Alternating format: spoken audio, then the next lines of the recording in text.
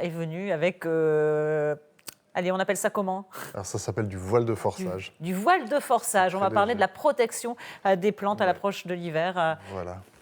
D'abord, je vais vous demander votre concours. Est-ce que vous pouvez emballer votre main là-dedans? Non, alors, je vous rassure, on n'est pas en train de faire de la magie. On n'a pas changé de chronique vendredi. C'est toujours la chronique jardinage de Jean Dubois. Vous sentez quelque chose de particulier? Non. Rien. Ça change, c'est pas très lourd. Non. Vos mains vont disparaître dans quelques Elles vont instants. pas disparaître. Et on va sentir petit à petit une espèce de chaleur légère mais très douce. Ça met du temps à venir parce que donc c'est pour ça que C'est pas je ce qu'il a commence par mangé ça. ce matin, ce qu'il a bu. Rien. Mais c'était juste, vous pouvez le lâcher à tout moment, mais c'est vrai que c'est vrai que. En fait, il y a une sensation de chaleur qui se dégage sous ce voile. Ce voile de forçage est extrêmement fin, extrêmement léger. Ça fait 17 microns d'épais, donc c'est vraiment très léger.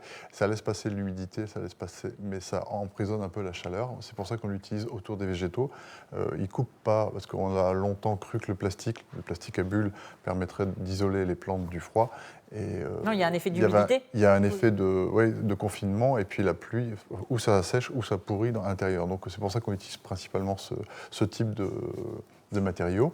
On trouve dans toutes les bonnes jardineries. On trouve à peu près partout. Ça coûte pas très cher, ça dépend.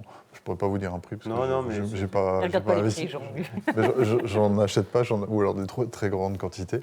Par contre, à utiliser avec raison, c'est pas la solution universelle. C'est-à-dire que c'est la bonne solution pour une partie des plantes. Ah oui, pas pour toutes les plantes. Pas pour toutes les plantes. Il y a deux grandes catégories. Il y a ce que vous avez en bac. Et à ce moment-là, si c'est pas trop lourd, vous pouvez le rentrer. L'idéal, c'est de les rentrer dans une véranda, dans un garage éventuellement. À la lumière, il ne faut pas mettre dans un garage qui est fermé. Voilà. Après, ça peut être rentré temporairement pendant les nuits froides, mais c'est toujours compliqué. Et on va distinguer les tropicales des méditerranéennes. Dans le bassin méditerranéen, on va subir des gelées, c'est pas anormal, mais chez nous, les gelées, elles diffèrent parce qu'elles sont pas très fortes, mais très longues. C'est-à-dire que si vous mettez votre main dans le congélateur, il n'y a pas de problème, vous la retirez, vous prenez c'est pas douloureux. Si vous restez 20 minutes la main dans le congélateur, c'est plus compliqué. Si vous passez la nuit dans le congélateur, malheureusement, c'est terminé pour vous. Et donc, ce qui va faire pas comme exemple. Non, mais c'est très... Oui, il est très... Mais sur le problème du froid, en fait, on a tendance à penser que l'olivier peut s'acclimater chez nous. C'est pas le cas.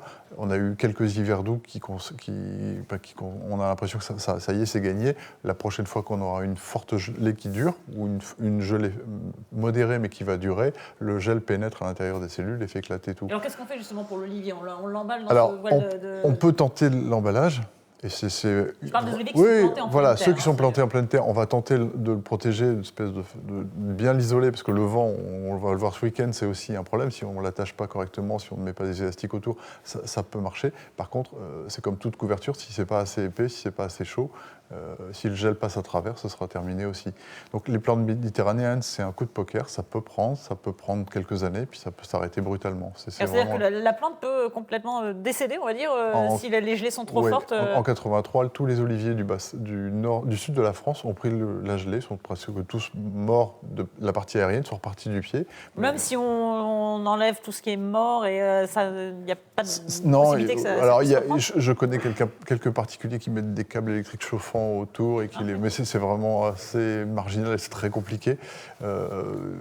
L'idéal, c'est d'avoir une serre ou de déménager, mais c'est vrai qu'on peut pas se protéger. Une autre chose importante, c'est ceux qui ne peuvent pas rentrer les bacs, pensez à emballer les pots. Parce que des fois, couvrir le pot, de toute façon, à ce que le gel ne rentre pas. Ou alors, quand on a une forte gelée, il y a une astuce qui marche très bien, c'est et on met quoi autour des pots? C'est aussi alors, on peut mettre du plastique, on peut mettre une couverture, on peut mettre ce qu'on veut, ça peut être du voile de forçage également. Mais quand il gèle très fort, le matin, quand le sol est pris, on sent que c'est de la glace, qu'il y a une belle couche de glace partout. On prend un seau d'eau chaude ou un arrosoir d'eau chaude et on le verse.